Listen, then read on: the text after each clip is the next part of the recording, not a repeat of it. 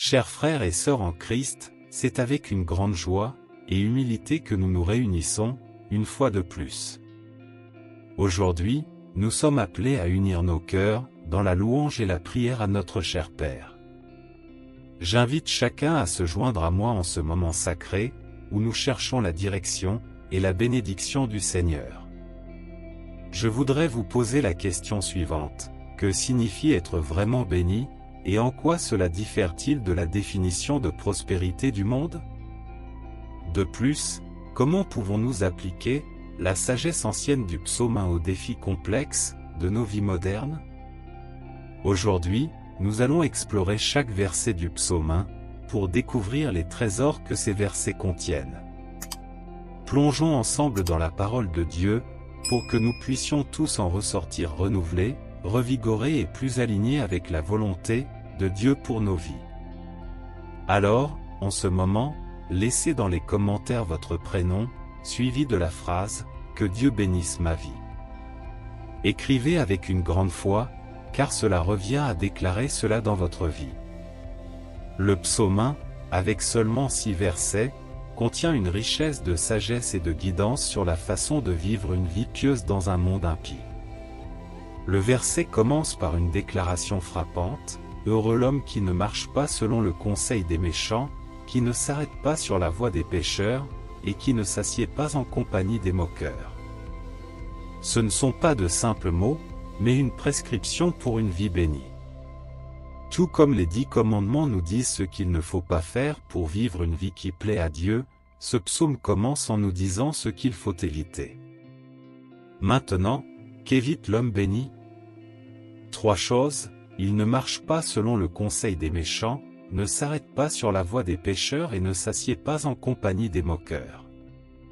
Avez-vous déjà remarqué la descente progressive dans le péché qui est soulignée dans ce verset? De marcher à s'arrêter, puis à s'asseoir, cela reflète le chemin que beaucoup de gens peuvent prendre du mauvais au pire. Cela reflète un glissement graduel loin de la grâce de Dieu, un voyage étape par étape vers une vie centrée sur soi-même plutôt que sur le Créateur. Prenons par exemple l'histoire du roi Saül dans l'Ancien Testament. Initialement, il était humble et craignant Dieu. Cependant, à mesure qu'il continuait à désobéir aux commandements de Dieu et à écouter le conseil des méchants, sa vie a commencé à s'effondrer. Il est passé de marcher à s'arrêter, puis à s'asseoir dans le péché. Maintenant, contrastons cela avec David, qui, malgré ses propres défauts, cherchait le cœur de Dieu et était considéré comme un homme selon le cœur de Dieu. Il est crucial de considérer ceci: les bénédictions et les malédictions ne sont souvent pas instantanées, mais graduées, comme le dit Deutéronome 30, 19, « J'en prends aujourd'hui à témoin contre vous le ciel et la terre, j'ai mis devant toi la vie et la mort, la bénédiction et la malédiction. Choisis la vie, afin que tu vives, toi et ta postérité. » Nous devons donc réaliser que les choix que nous faisons aujourd'hui déterminent le cours de demain. Plus tôt nous comprendrons cela, meilleure sera notre vie. Et, comme dans les vies de Saül et de David, ces choix nous rapprochent des bénédictions de Dieu ou nous poussent vers une malédiction. Marchons dans les voies de la justice afin que, lorsque nos jours sur terre seront terminés, nous puissions entendre ces belles paroles: « C'est bien, bon et fidèle serviteur, tu as été fidèle en peu de choses, je te confierai beaucoup, entre dans la joie de ton Seigneur. » Après avoir parcouru le psaume 1, nous avons beaucoup à méditer et à appliquer dans nos vies. Que ce psaume nous guide alors que nous naviguons à travers les complexités de la vie. Qu'il serve de modèle pour une vie bénie, une vie enracinée dans la sagesse de Dieu, une vie qui porte du fruit, une vie qui se distingue des voies du monde et une vie connue et approuvée par Dieu. Que Dieu nous accorde la grâce de vivre de telles vies, guidées par la sagesse du psaume 1. Engageons-nous à suivre le chemin que Dieu a tracé pour nous. Qu'il serve de boussole nous dirigeant vers une vie qui non seulement perdure, mais prospère également face au jugement. Que nous soyons comme un arbre planté près des cours d'eau, portant du fruit en sa saison, et dont les feuilles ne se flétrissent pas. Tous ensemble, adressons-nous maintenant au Seigneur dans la prière. Dieu gracieux et miséricordieux, Créateur des cieux et de la terre. Tu es l'alpha et l'oméga, le commencement et la fin. Seigneur, je viens devant toi reconnaissant que j'ai manqué à ta gloire. S'il te plaît, pardonne-moi pour mes péchés, ceux que je connais et ceux que j'ignore. Je pardonne également à ceux qui m'ont fait du tort, libérant toute rancune ou amertume. Père, ta parole dans le psaume 1 fournit un modèle pour une vie de droiture et de joie. Je déclare au nom de Jésus que je serai comme l'arbre planté près des courants d'eau, enraciné dans ta parole et nourri par ton Esprit Saint. Seigneur, je repousse toute forme d'impiété et de méchanceté qui cherche à m'entraver.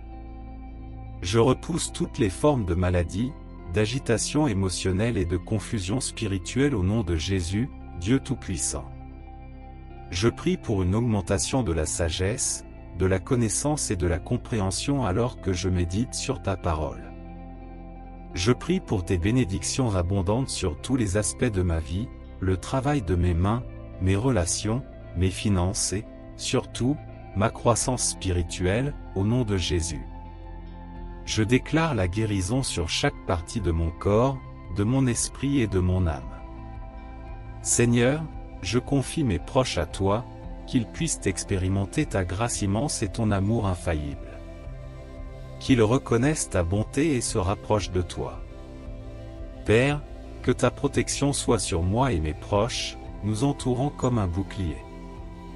En nous rassemblant dans l'unité en ton nom, nous recherchons ta touche de guérison et ta protection sur nous. Je prie pour que tes anges veillent sur nous, nos familles, nos foyers et nos communautés. Seigneur, tu es le guérisseur suprême, le protecteur de ton troupeau et le donateur de toutes choses bonnes. Dieu miséricordieux, je te demande de toucher ceux parmi nous qui sont physiquement malades, souffrant de maladies, ressentant de la douleur ou tout type de malaise.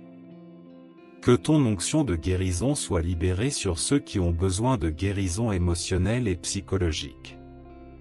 Que ta paix, qui dépasse toute compréhension, garde les cœurs et les esprits de ceux qui sont troublés. Que la richesse de ta parole dans le psaume 1 résonne en nous tous, nous permettant de suivre le chemin de la droiture, de rester ferme dans le jugement grâce à ta grâce, et de faire partie de la communauté des justes. Père, que nos vies portent des fruits de l'esprit et que notre conduite soit agréable à tes yeux.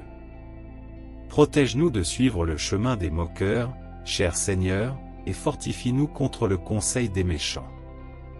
Seigneur, je dépose ces demandes à tes pieds avec foi, sachant que tu nous rencontres dans tous nos besoins. Merci, Seigneur, d'entendre et de répondre à ma prière au nom de Jésus. Amen.